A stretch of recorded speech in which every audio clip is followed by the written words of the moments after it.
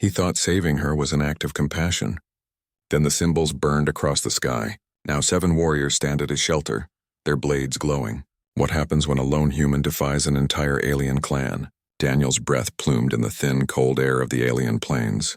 Each step was deliberate, his boots crunching on a ground littered with shards of dark rock and strange, wiry plants that curled like desiccated nerve endings.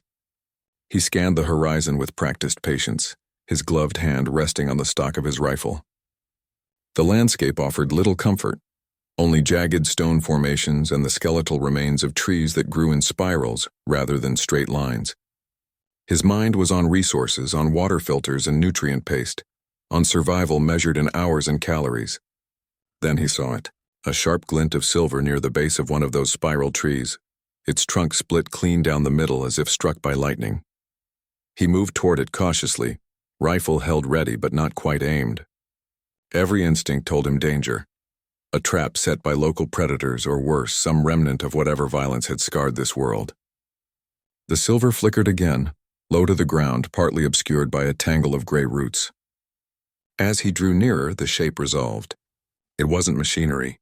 It wasn't an animal.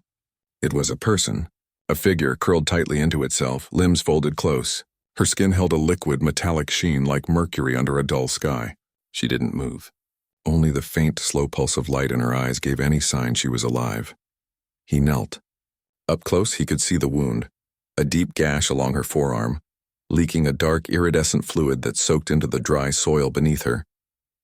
His training screamed at him. Secure the area, assess the threat, call it in.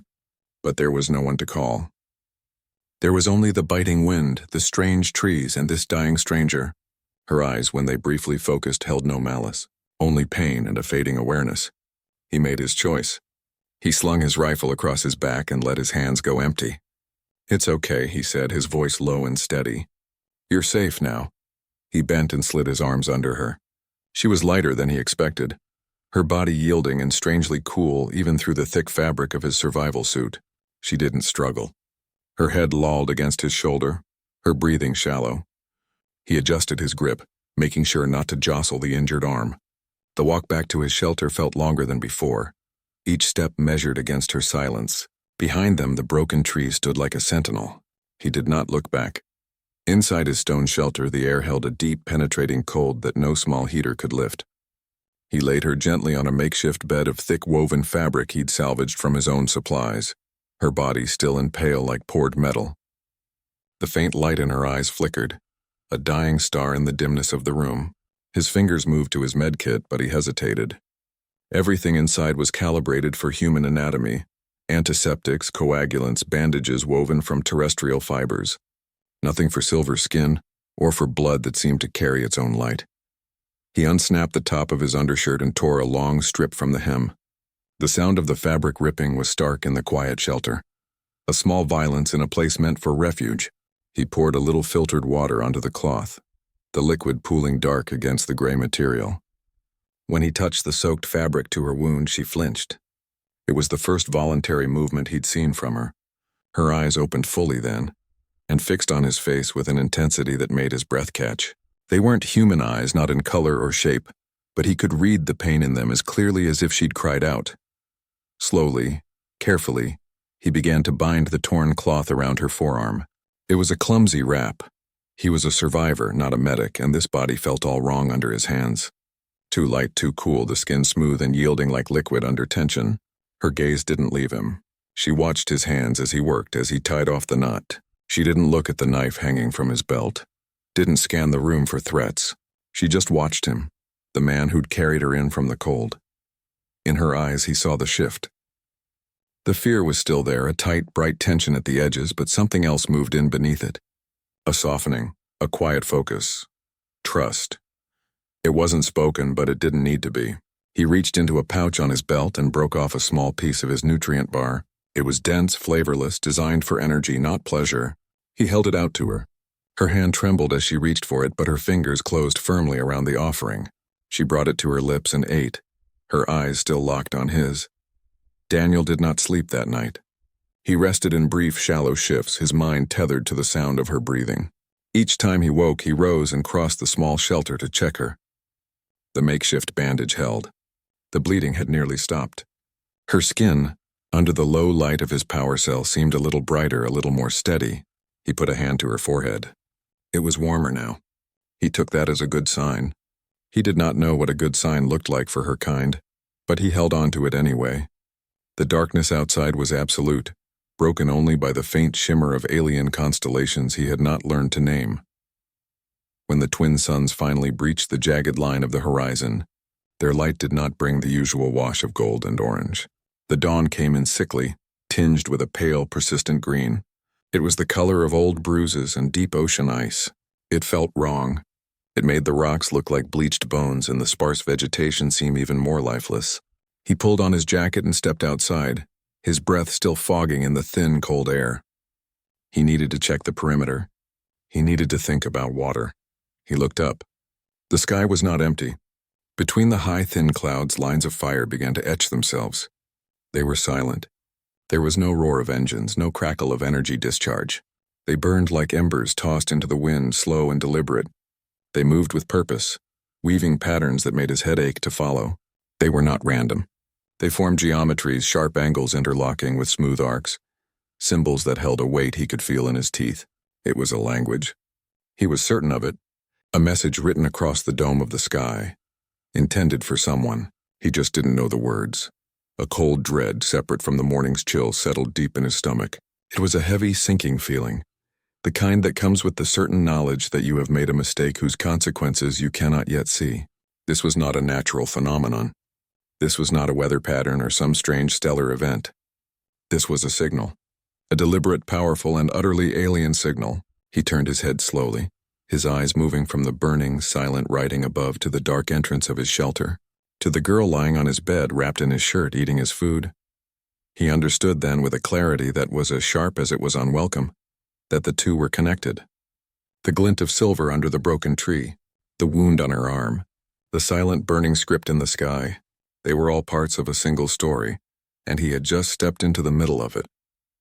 His hand went to the cold stone wall of his shelter to steady himself.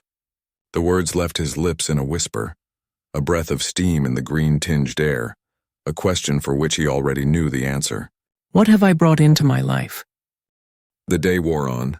The green-tinged light gave way to the normal harsh white of the twin suns, but the strange symbols had left a mark on the air itself, a feeling of being watched, a pressure. Daniel did his rounds, checking the crude sensor markers he'd placed at the perimeter of his small claim. His rifle felt different in his hands. It was the same mass of polymer and cold-forged steel, but its weight had changed. It felt less like a tool and more like a question he wasn't sure he could answer. He scanned the ridge lines, the same ones he'd looked at every day for months. They were empty. He told himself that. The sky was clear. The signal was gone. He tried to believe it. Movement. A flicker on the western ridge. He froze, his thumb resting on the safety of his rifle. He didn't breathe. Then he saw them. Not one flicker. 7. They crested the ridge in a perfect line, their forms dark against the bright sky. They moved down the slope toward him, and with each step the details sharpened. They were tall, taller than any human. Their armor was a mosaic of overlapping plates that didn't reflect the sun so much as generate their own light. A soft, steady gleam from within. They did not march. They flowed. Their footsteps made no sound on the loose scree hardpan. There was no chatter, no scan of the terrain. Their helmeted heads were fixed forward, on him, on his shelter. They covered the distance with an unnerving, silent speed. They did not fan out. They did not take cover. They moved as a single entity, a blade aimed at his door. They stopped at the edge of the cleared ground around his shelter, a perfect line of 7 silent, gleaming figures. The world had gone quiet. The wind seemed to hold its breath. Daniel's own breath was loud in his ears. He could see the details now. The armor was intricately etched with fine lines that pulsed with the same inner light. Their faces were completely concealed by smooth, opaque helmets that offered no hint of expression or intent. Then he saw their weapons. They were not rifles, not projectile launchers. They were blades. Each warrior held a long, straight weapon that looked like it was made of solidified light. The air around them hummed, a low, resonant frequency that he felt in his teeth and the bones of his skull. The blades were not flaming or chaotic. They were focused, controlled, and utterly silent except for that pervasive subsonic hum. They held them at their sides, points toward the ground, but the threat was absolute. It was a promise written in energy. The one in the center, slightly ahead of the others, took one more step forward. She was the leader. He knew it without knowing how. She did not raise her blade to strike. Instead, she lowered the point further, bringing the weapon horizontal, a gesture that was formal, deliberate. It was not an attack. It was an address, a demand for an audience. Her helmet remained fixed on him. Then she spoke. The sound was not a voice as he knew it. It was layered, a chord of high, clear notes like chimes ringing in a high wind, undercut by a lower register of grinding, fracturing sound, like glass shattering in slow motion. It was a language of music and breaking, and he understood none of it. The sound hung in the air between them, a question he could not answer. Daniel stepped forward, placing his body squarely between the line of warriors and the dark mouth of his shelter. The hum of their energy blades vibrated the air around him. He kept his rifle low, not aimed, but his grip was firm. His voice came out tight, strained by the dry air and the pressure in his chest. "I saved her," he said. The words sounded small and weak against the silent, imposing forms. They didn't move. The leader's helmet remained fixed on him. He had no way of knowing if they understood a single syllable. He pointed a thumb back toward the shelter, a clumsy human gesture. She was hurt. "I brought her here."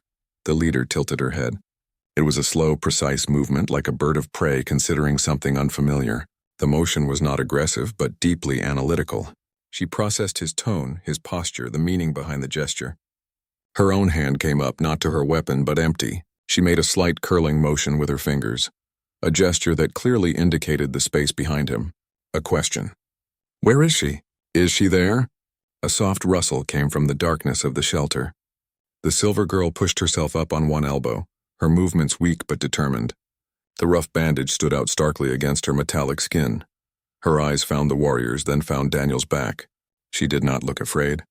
She looked relieved. She opened her mouth, and her voice was a soft chime in the tense silence. It was the same layered sound as the leader's speech, but softer, woven through with the thread of weariness.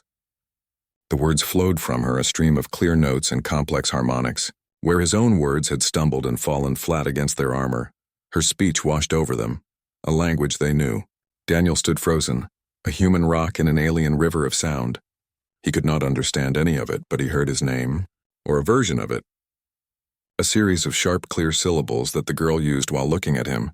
She was telling them about him. She spoke for a moment longer, her voice gaining a little strength. Then she stopped. She looked directly at Daniel, her strange eyes holding his for a brief second. It was a look of gratitude, of something deeper.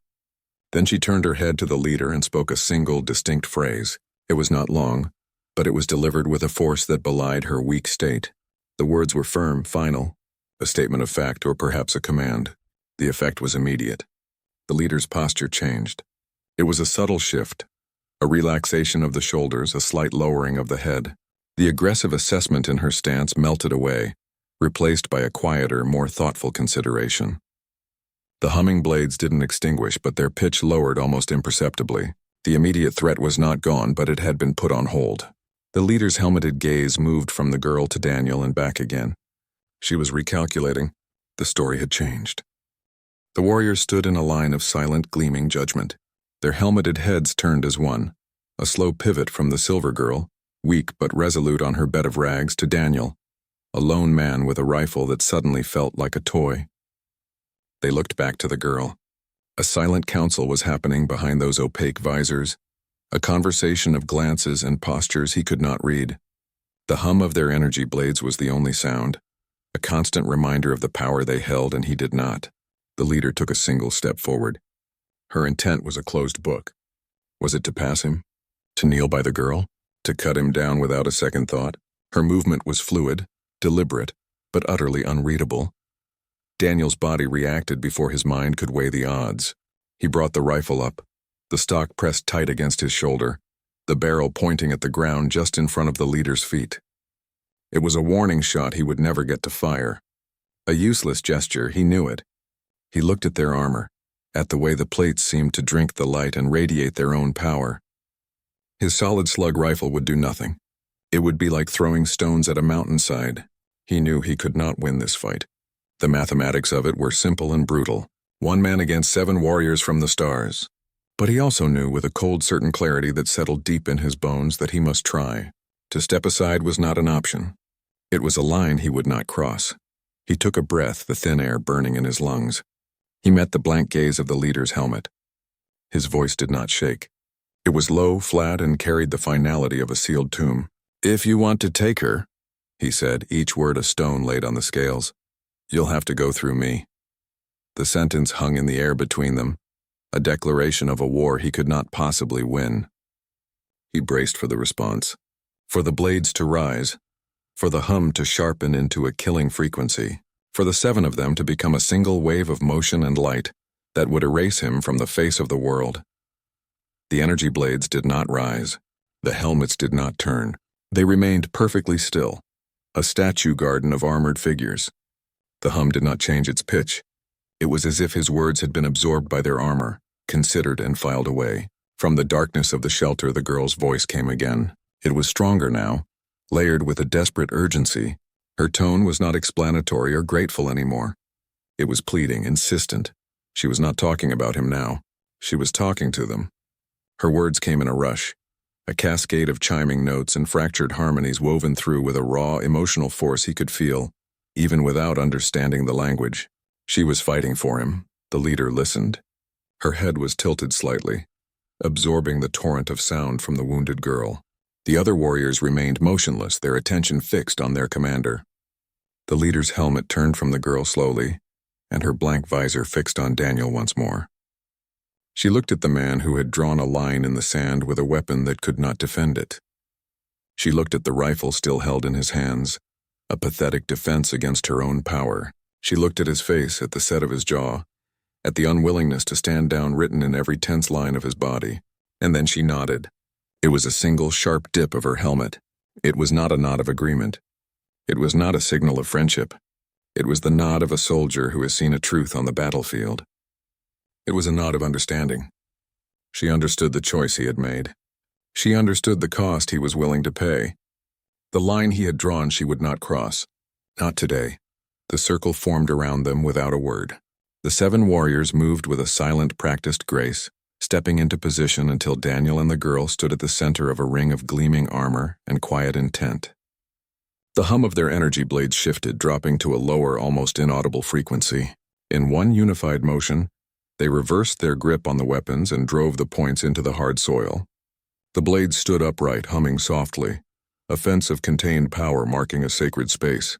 Daniel stood still, his rifle now hanging uselessly at his side. He watched, his every sense heightened as the warriors turned their attention from him to small pouches fastened at their hips. From these pouches, they drew handfuls of a substance that defied simple description. It looked like fine, pale sand, but it held its own light, a soft internal glow that pulsed in time with the low thrum of the standing blades. The leader began, and the others followed, crouching low to the ground. Their fingers, encased in articulated gloves, moved with an artist's precision. They carefully poured the glowing dust from their palms, tracing lines and curves onto the barren earth. The patterns were intricate, a language of geometry and symbol that flowed from their hands like water. They were not random scratches. They were sigils, deliberate and ancient, drawn with a focus so intense the air itself seemed to thicken around them. A strange thing happened. The wind, which constantly whispered across the plains, did not touch the dust. The fine glowing particles did not stir or blow away. Instead, they sank. They melted into the hard-packed soil as if the ground were drinking them in. Where the lines were drawn, the earth began to darken, then to gleam with a faint borrowed light. A warmth began to radiate from the ground itself. It was a deep, subterranean heat that pushed up through the soles of Daniel's boots. A comfortable warmth that felt nothing like the sun's harsh glare. It was the heat of life, of energy banked deep within the planet, now awakened by the ceremony. The girl on the bed stirred. She pushed herself up, her movements no longer weak and hesitant. Her silver skin began to brighten, the soft glow intensifying until she was the brightest thing in the circle, outshining even the sigils on the ground. She reached out a hand toward Daniel. Her fingers, when they closed around his, were not cool anymore. They were hot, almost feverish, but the heat was not uncomfortable. It was a living warmth that spread up his arm, a connection that felt more real than the ground under his feet. Her light did not just shine on him, it began to flow. A visible current of soft, white luminosity pulsed from her body, running down her arm, through their clasped hands and pouring into the intricate patterns etched into the soil. The sigils flared, drinking in her energy, their light blazing with a sudden, fierce intensity. Then the energy turned. The light from the sigils did not fade. It gathered itself and leaped. A single brilliant arc of pure white energy snapped from the glowing lines on the ground straight into Daniel's chest. It was a jolt, a surge of power that punched the air from his lungs and made his vision whiten at the edges. It was not pain. It was a cascade of pure, undiluted sensation, a clarity, a strength, a sudden, shocking awareness of everything around him. The energy rushed through him, a river finding its course. As it coursed through his body, it found a forgotten hurt. A shallow cut on his forearm, a week old, earned on a sharp rock and ignored. He felt a sharp, brief prickling there. He looked down. The broken skin, red and slightly inflamed, was weaving itself back together. The flesh sealed without a scar, leaving only clean, unmarked skin behind. The energy settled within him, a new humming circuit now closed. The energy did not burn. It settled inside him like a banked fire, a core of warmth that spread through his limbs, chasing out the deep-seated cold of the alien world. It brought a shocking clarity with it. His mind, which had been a knot of fear and calculation, went quiet. His senses stretched out, sharp and new. He could hear the individual hum of each energy blade planted in the earth, each one a different, subtle pitch. He could pick out the whisper of the wind as it moved through the cracks in the distant rock formations, a sound he had never noticed before. The world did not just look different, it sounded different. It felt different under his feet. He looked at his hands. The lines on his palms seemed deeper, the calluses more defined. He raised his eyes to the horizon. The colors were not just brighter, they were more. The gray of the stone held hints of violet and deep blue.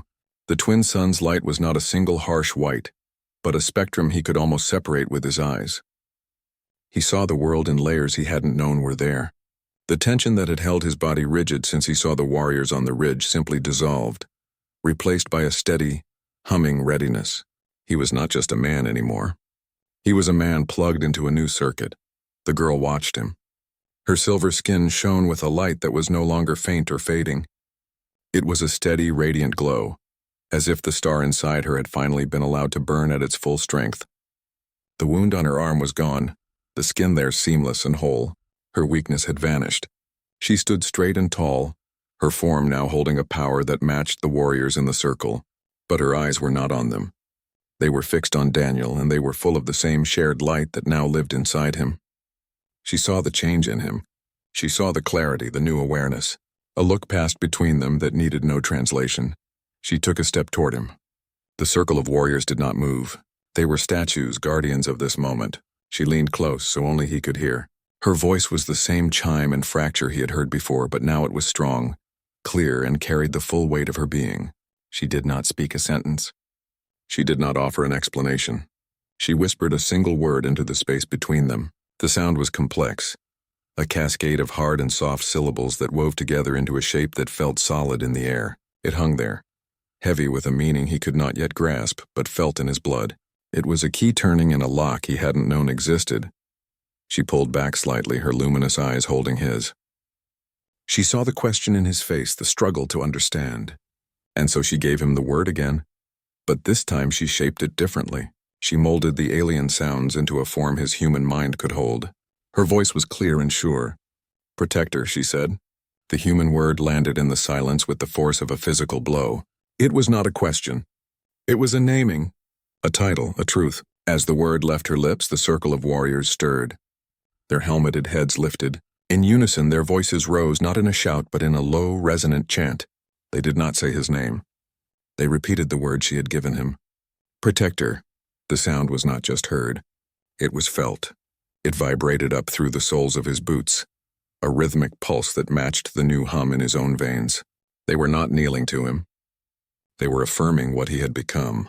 The energy in the circle tightened, binding them all together with that single heavy word. Protector. It was no longer a choice he had made. It was what he was.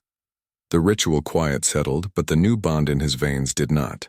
It sparked and hummed just under his skin, a live current of pure energy that made his fingers tingle and his heart beat with a strange, steady rhythm. It was a connection to the girl, to the warriors, to the very ground they stood on. He felt stronger, clearer, as if a layer of static had been wiped from his mind. He flexed his hand, watching the play of light on his skin, this new power both terrifying and exhilarating. It was a part of him now. The circle of warriors remained still, their postures relaxed but alert. The ceremony was over, but none of them moved to leave. The air was taut with anticipation of a next step. The tribe's leader turned her head, a sharp, sudden motion that broke the stillness. She was not looking at him or the girl.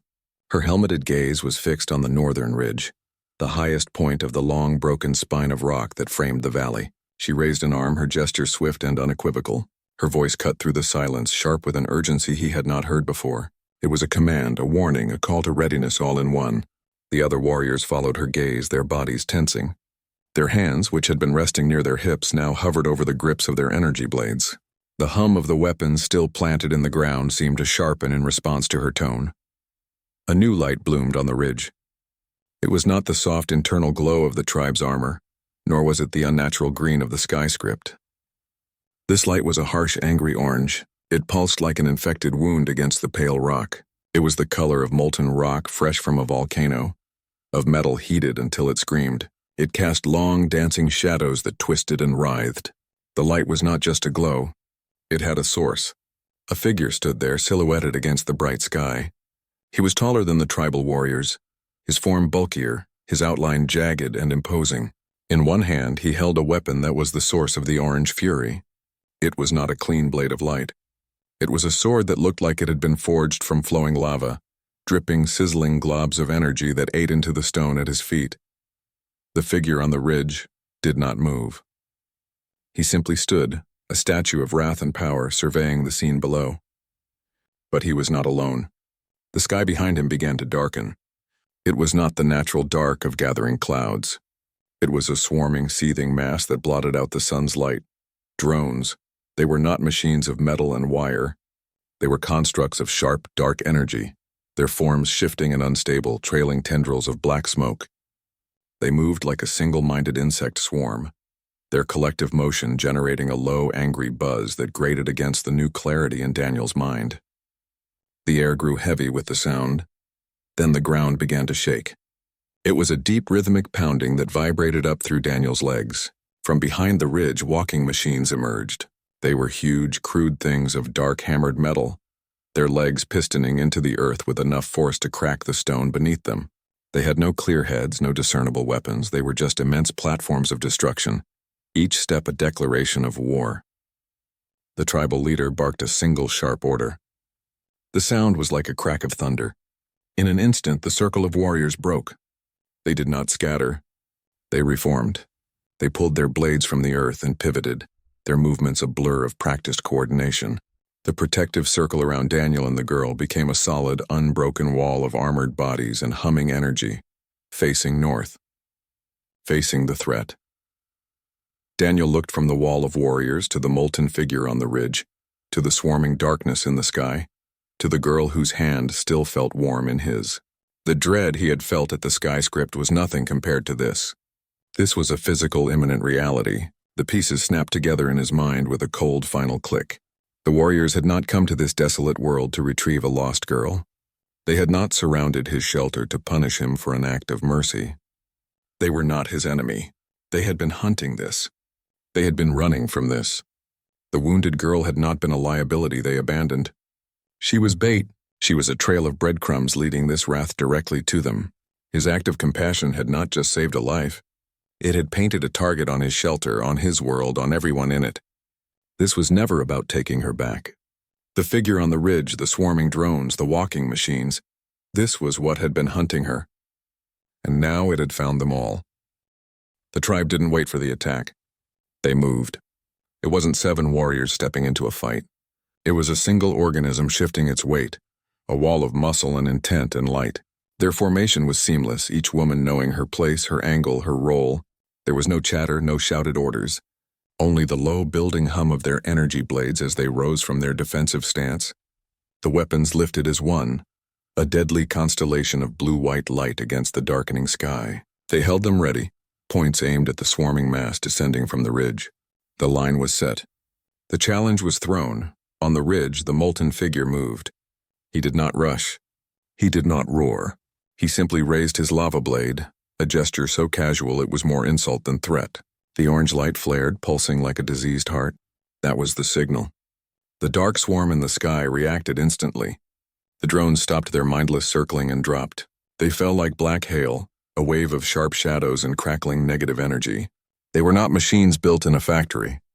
They were things of condensed hatred, their forms barely holding shape. They trailed smoke and a sound like tearing metal, a high, furious whine that clawed at the ears. They hit the tribal line. The crash was not a sound of impact, but a detonation of noise and fury. Light met dark in a violent storm of energy. The warriors' blades cut through the drone forms, shearing them into dissipating smoke and sparks. But for every one that fell, 2 more took its place. They swarmed over the defenders, slashing with ethereal claws trying to break the formation through sheer, mindless weight. The air filled with the shriek of clashing energies and the sizzle of superheated air. Daniel stood inside the circle, his rifle in his hands. He sighted on a drone, squeezed the trigger. The solid slug passed through the shadowy form without effect, leaving only a brief ripple. It was useless. He was a spectator armed with a stick. He saw a tribal warrior stumble, her armor scoring black under a dozen claw strikes. Her energy blade fell from her grip, skittering across the rock, its light flickering. Daniel didn't think. He dropped his rifle and lunged for it. His hand closed around the grip. It was warm, almost alive. It was far lighter than steel, the weight all in the power that hummed up his arm. The sensation was not foreign. The energy from the ritual recognized it, flowing into the weapon like a key fitting a lock. He understood it. Not how it worked, but what it was. An extension of will, a focus for the new power inside him. The tribal leader fought a pace away from him. Her movements were a brutal economy of motion. Every swing of her blade erased a drone from existence. She didn't waste energy on grand gestures. She simply ended threats. She pivoted, her blade cutting a perfect arc through 3 diving shadows. And for a fraction of a second, her helmet turned toward Daniel. She saw the blade in his hand. She saw him standing, not cowering. She did not stop him. She gave a single sharp nod and turned back to the fight, cutting down another attacker. She was not protecting him anymore. She was fighting beside him. He swung the blade. It moved with his thought, cutting a clean line through a drone that lunged for his face. The thing dissolved into foul smoke. The shock of the connection traveled up his arm, a clean, satisfying feedback. He was in the fight. He was part of the wall. He looked past the swarming drones, past the line of battling warriors to the ridge. The molten figure still stood there, watching. He was not engaging. He was observing, letting his endless swarm test their strength, their will. This was not some random patrol or a skirmish over territory. The sheer scale of it, the terrible power held in check, the chilling patience of the commander, it all clicked into place. This was no ordinary enemy. This was their warlord. He had not just stumbled into a fight. He had been claimed by a side. This was their war. And it was his war now. Daniel's body moved with a new rhythm. He didn't command his muscles or plan his steps. They just happened. He shifted left a half second before a drone's claw sliced the air where his head had been. He pivoted on his heel, his borrowed energy blade already coming up to meet a shadowy form lunging from his blind spot. The weapon met the drone with a clean, sharp sound, and the thing dissolved into nothing. He hadn't thought to block. He'd just known.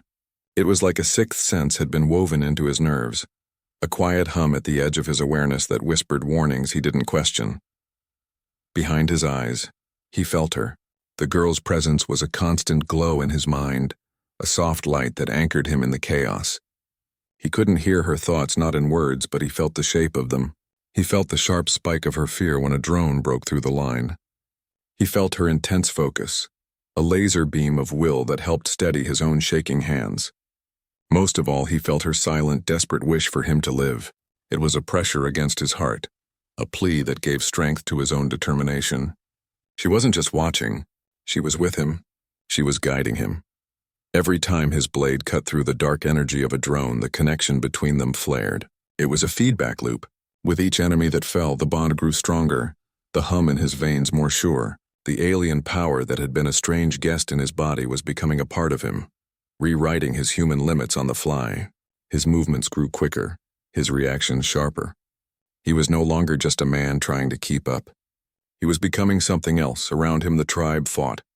Their movements were a brutal, efficient dance, a language of survival he was only beginning to learn. And with every swing of their blades, with every drone that burst into smoke, they chanted. It was a low, rhythmic word spoken on the exhale of a strike, a grunt of effort that carried meaning. Protector. They didn't shout it. They didn't look at him. They simply said it, a truth they were carving into the air with each movement. The word became the beat of the fight. It was the soundtrack to his transformation. He was no longer a spectator hiding behind a wall of warriors. He wasn't even just a soldier in the line. He saw an opening, a weak point where the swarm was pushing hard against the tribe's left flank. He didn't ask for permission. He didn't wait for an order, he moved. He stepped forward, past the warrior beside him, and met the surge head-on. His blade became a blur of blue-white light, cutting a path through the darkness. The other warriors saw him move and adjusted without a word, their formation shifting to support his advance. He was their focal point now. He was the tip of the spear they were driving into the heart of the swarm. His old human limits, the fatigue in his muscles, the ache in his bones, the fear that tightened his chest, they just fell away. They were shed like an old skin. In their place was a cool, humming certainty, a power that was not his own but was his to wield. He was not fighting for himself. He was not even fighting for survival. He was fighting for her, for the trust in her eyes when she took his hand.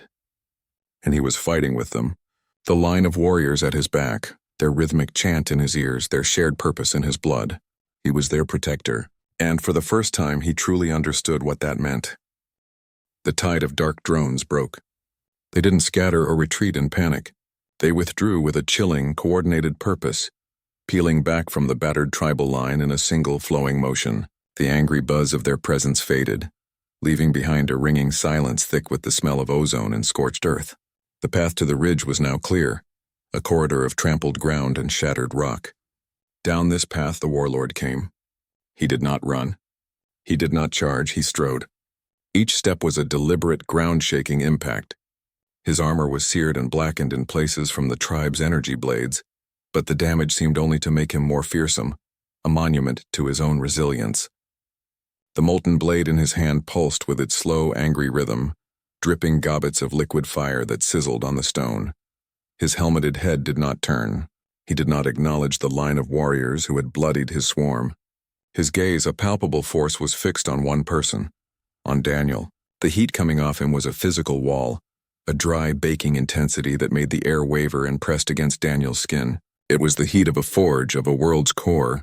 Daniel stood his ground, the humming energy blade feeling both familiar and alien in his grip. The connection to the girl was a steady hum in his mind, a thread of calm in the face of the approaching inferno. The warlord stopped. He was close enough that Daniel could see the intricate, tortured patterns worked into his lava-scorched armor. Without a sound, without a gesture of warning, he raised the molten blade. The motion was not fast. It was inevitable. The orange light flared, blindingly bright, and the heat intensified to a nearly unbearable level. The air itself seemed to scream. He brought the weapon down. It was not a chop or a thrust. It was a sweeping, horizontal arc aimed to cut Daniel in half at the waist. It was a blow meant not just to kill, but to erase. Daniel's body moved without conscious thought. There was no time for fear, for strategy. There was only the instinct to survive. He brought his own energy blade up in a two-handed block, crossing it in front of his body. The two weapons met. The sound was not a clang of metal. It was a shrieking, tearing wail of opposing forces. Blue-white energy screamed against molten rock. Light fought fire. Daniel's arms jolted with the impact, the bones in his wrists aching instantly. His blade, a weapon of pure energy, did not break, but it buckled. The sheer physical mass and brutal heat of the lava sword began to push through his defense. His boots slid backward in the dirt, grinding against the stone. He was losing. Then another blade joined his. The tribal leader was there. She moved in beside him, her own weapon adding its strength to the block. Her armor was scored and smoking, but her stance was solid, unshakable. She did not look at him. Her eyes were on the warlord, her face a mask of fierce determination. The combined force of their defense halted the downward sweep of the lava blade, but the pressure did not lessen. The warlord leaned his immense weight into the strike, and the terrible force of it drove both of them downward. Their knees hit the hard ground simultaneously. The impact was jarring. The stone beneath their knees didn't just crack. It spiderwebbed with fine fractures under the colossal pressure. The two blades, one of light and one of fire, remained locked together, shrieking and spitting sparks. The heat was immense, singeing the hair on Daniel's arms, baking the inside of his mouth. He could feel the muscles in his shoulders and back screaming in protest. His new alien strength pushed to its absolute limit. The tribal leader's arms were trembling with the strain beside him. The warlord loomed over them, a giant of heat and hatred, pouring his will into the blow that sought to crush them. But they held. Their blades did not give way. Their line did not break. The killing arc stopped, frozen inches from their bodies, held at bay by sheer stubborn defiance. The blow did not land. The warlord leaned into the strike. His immense strength was not just physical, it was a force of pure, hateful will.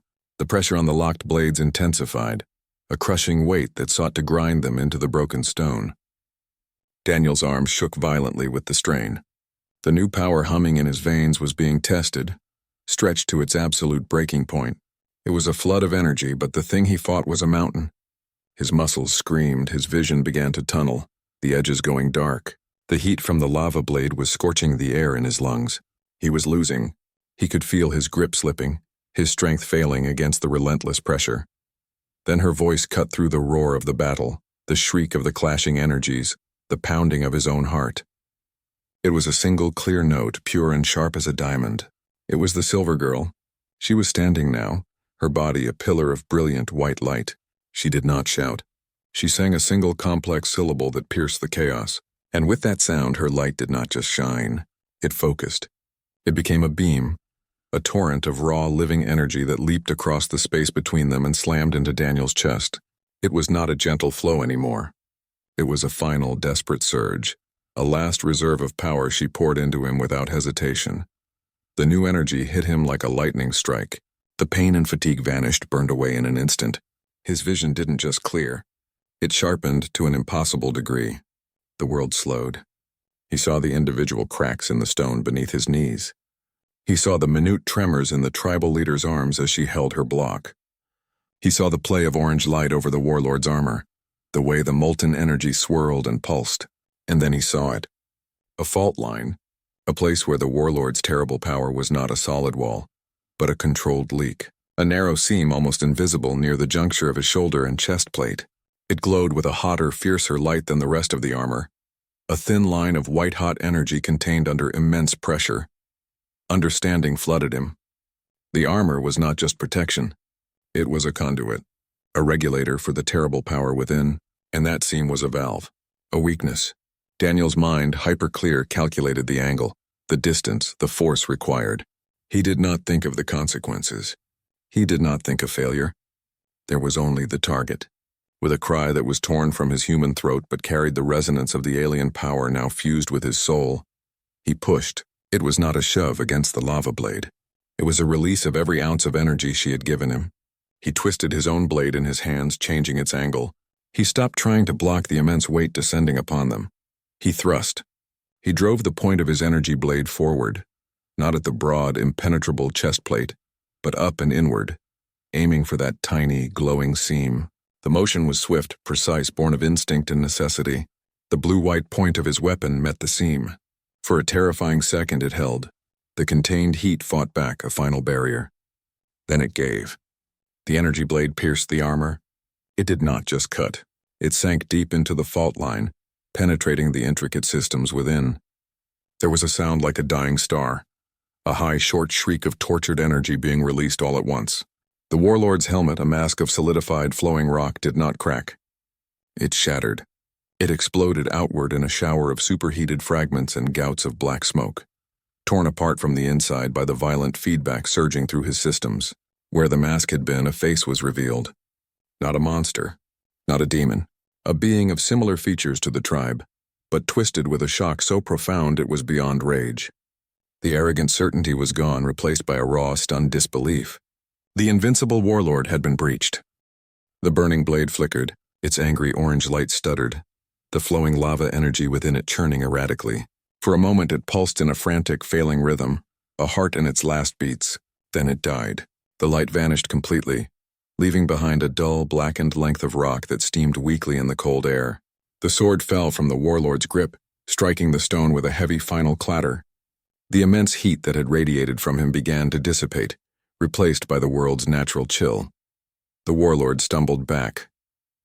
His movements were no longer the sure, ground-shaking strides of a conqueror.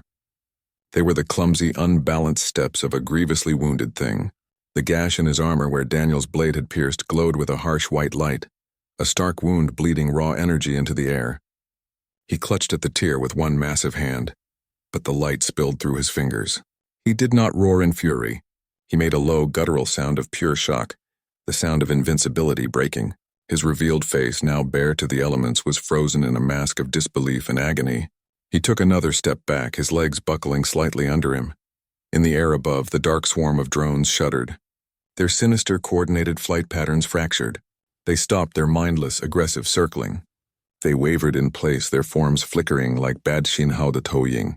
The angry buzz that had filled the valley choked off, replaced by a low, confused static. Without the will of their master to direct them, they were lost. Their purpose had been severed. They hung in the sky for a long moment, dark shapes against the pale suns, and then, one by one, they began to wink out of existence. They didn't explode or fall. They simply dissolved into motes of black dust that were carried away on the wind. On the ground, the huge walking machines that had pounded the earth with their steps simply halted. Their piston legs locked in mid-stride. The deep rhythmic vibration that had shaken the valley floor ceased, leaving a silence that felt vast and hollow. The machines did not power down. They did not slump. They became statues, silent, unmoving monuments of dark metal, their immense forms now just part of the landscape, their threat extinguished. The tribe moved. They did not rush forward to deliver a killing blow to the stumbling warlord. They did not cheer their victory. They turned inward. The wall of warriors reformed itself, but this time it was a circle. They closed the ring around the fallen enemy, their energy blades still lit but now held at their sides, points down. The circle was not a cage of aggression. It was a boundary, a line of quiet finality. Then as one, they did something Daniel did not expect. They knelt. Each warrior placed one knee on the broken ground, their heads bowed. They did not kneel to the wounded warlord, who stood swaying in their center, clutching his chest. They turned their bodies. They knelt toward Daniel. A series of soft, seamless clicks echoed in the quiet valley. Their helmets retracted. The smooth, opaque visors slid back into their armor, revealing the faces beneath. They were not human, but the expressions were ones he could read with perfect clarity. Their features were sharp, elegant, etched with the same fine lines as their armor. Their eyes, bright and intense, held no trace of the battle's fury. They looked at him with a stern, unwavering respect. It was the look of soldiers acknowledging a commander. It was the look of a people seeing a promise fulfilled. Their voices rose, but not in a shout. It was a low, firm chant, spoken with a unity that made it sound like a single voice from many throats. Protector. They said it again. Protector. The word was no longer a question whispered in ceremony. It was not a hope. It was a statement of fact, etched into the air with the same certainty as the sigils they had drawn in the dust. It was a title, and he had earned it. The valley fell into a deep quiet. The air hung heavy with the smell of ozone and the sharp, acrid scent of superheated rock. Tendrils of gray smoke drifted slowly from the blackened husks of the drones and the still forms of the walking machines. Daniel stood amid the wreckage, his boots scuffing the fractured ground. The energy blade in his hand was no longer humming. It was cold and inert, just a strangely shaped piece of metal. He let his arm fall to his side. His fingers still curled loosely around the grip.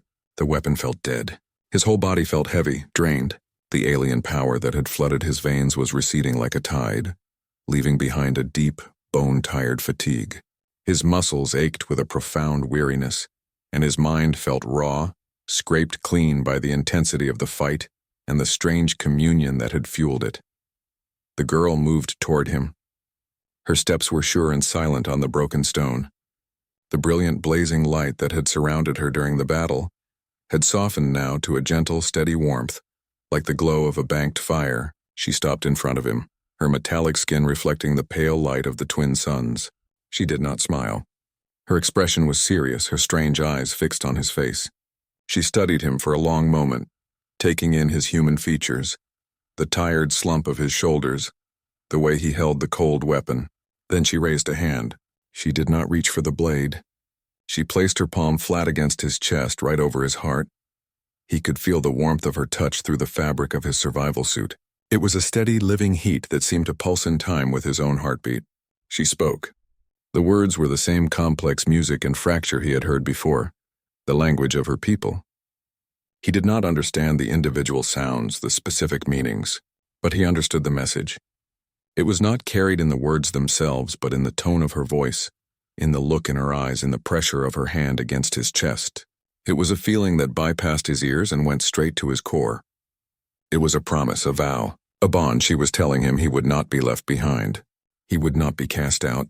The isolation that had been his constant companion on this world, the deep silence of being the only human for light years in every direction, was over. The act of saving her, the line he had drawn in the sand, the battle he had fought at their side, it had all been a down payment on a new life. A belonging.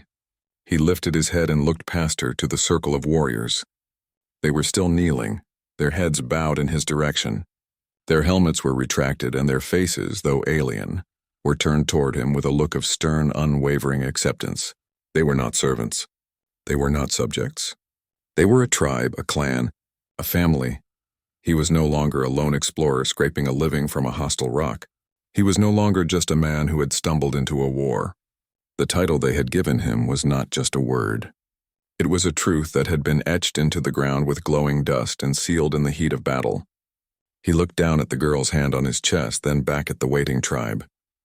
The fatigue in his body was still there, a deep and honest ache, but it was now layered with something else, a sense of rightness, a solid ground where before there had only been shifting sand. He was part of them. He was their protector. This was his place. The strange green hue that had stained the sky since morning began to fade. It drained away slowly, like ink dissolving in water, leaving behind the pale, thin atmosphere of the alien world, the lines of fire, the silent symbols that had spelled a warning he could not read, shimmered and dissolved. They did not vanish in a flash. They unraveled, their intricate geometries coming apart thread by thread until the sky was empty again. Only the memory of them remained, a ghost pressure against the eyes. The calm that settled over the valley felt thin, fragile. It was the quiet of a breath held between one storm and the next. The air was still thick with the smells of the fight, ozone and scorched stone, but the immediate danger had passed. It was a pause, not an ending. The tribal leader rose from her kneel. Her movements were not quick. They were deliberate, weighted with the knowledge of what came next. She turned her back on the defeated warlord, on the scene of their hard-won victory. Her gaze did not linger on the silent walking machines or the fading traces of drone smoke. She looked past it all. She raised an arm, her hand bare without its weapon, and pointed. Her finger was aimed at the horizon, at the empty blackness between the stars that were beginning to pierce the twilight. She did not speak. She did not need to. Her meaning was as clear and cold as the space she indicated. This fight, this battle that had almost cost them everything, was not the war. It was a single engagement, a skirmish on the edge of a much larger conflict. The warlord, for all his terrifying power, his molten blade, and his endless swarms, was not the source of the darkness. He was a symptom, a commander, a piece moved on a board by a hand they had not yet seen. His defeat was a victory, but it was a local one, a temporary one. Her outstretched arm pointing into the void said everything. Another threat was already moving. It was out there, beyond the thin atmosphere, beyond the orbit of the twin suns in the deep and silent black. It was patient. It was vast. And it was coming. Daniel followed her gaze. He looked from her stern, resigned face to the star-dusted blackness she indicated. He felt the weight of the moment settle on his shoulders, a heavier burden than any rifle or energy blade. He thought of his ship, a tiny speck of human technology slowly being buried by dust on the other side of the ridge. He thought of Earth, a blue-green memory that already felt like a story he'd been told about someone else. That life was gone, completely behind him. It was not a decision he had made. It was a door that had closed without sound, the lock clicking shut the moment he knelt beside a broken tree. He was not looking at a sky full of stars anymore. He was looking at a battlefield a canvas of unknown conflicts and hidden enemies. His act of compassion, that first knee-jerk reaction to kneel and say, "You're safe," had not just saved a single wounded girl. It had been a signature on a contract written in light and blood. It had bound him, a lone human from a world of oceans and blue skies, to a cosmic conflict he could not yet comprehend. He had traded the known dangers of a hostile planet for the unknown terrors of a star-spanning war. The title they had given him was not just an honor. It was a chain, a duty that stretched from this broken valley to the edge of the visible universe. He was their protector, and the things he would have to protect them from were only just beginning to show themselves. The work began without a word. The tribe moved across the scorched field, their movements economical and sure. They did not treat the aftermath as a chore. It was a ritual, a necessary closing of a chapter. Two of them approached the nearest silent walker, placing their hands on its cold, dark metal. They did not try to move the immense machine. They simply touched it, and a soft light flowed from their palms into the hull. The metal sighed, then began to dissolve, not into slag, but into a fine gray dust that was carried off on the wind. They erased the evidence of the fight with a quiet, practiced efficiency that spoke of a people for whom war was not an event, but a condition of life. Daniel watched for a moment, then stepped forward. He found a smaller piece of wreckage, a twisted shard of what might have been a drone's wing. He bent to lift it. His human hands felt thick and clumsy. The fragment was lighter than he expected, but his grip was unsure. He fumbled it, the metal clattering against a rock. The sound was loud in the quiet industry. A warrior nearby paused her work. She did not sigh. She did not show impatience. She came over. She did not take the fragment from him. Instead, she showed him. She placed her hands on either side of the piece, demonstrating a specific angle of leverage, a way to distribute the weight. Her touch was instructive, not corrective. He tried again, mimicking her grip. It felt better, more secure. She gave a single brief nod and returned to her own task. They did not mind his clumsiness. They did not treat him as a burden or an outsider who needed to be managed. They simply incorporated him. When he moved to help another warrior clear a patch of ground scarred by energy burns, she handed him a tool without looking, a flat, dull gray device that hummed softly. He took it, not knowing its function. She made a slow, sweeping motion with her own tool over the blackened earth. He copied her. The device in his hand came alive, its vibration a gentle buzz. Where it passed, the scorch marks lightened, the soil seeming to heal itself. He worked beside her, his movements slower, less graceful, but part of the whole. He was one of them now.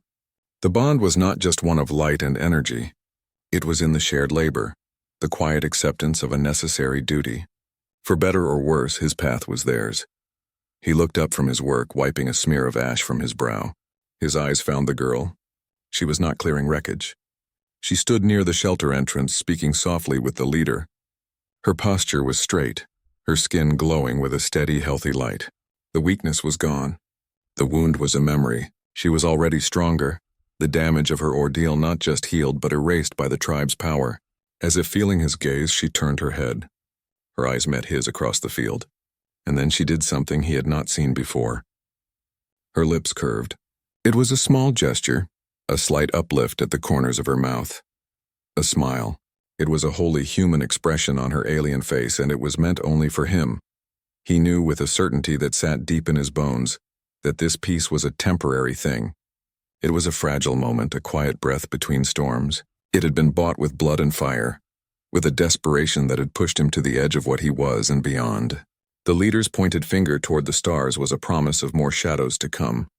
This was not over.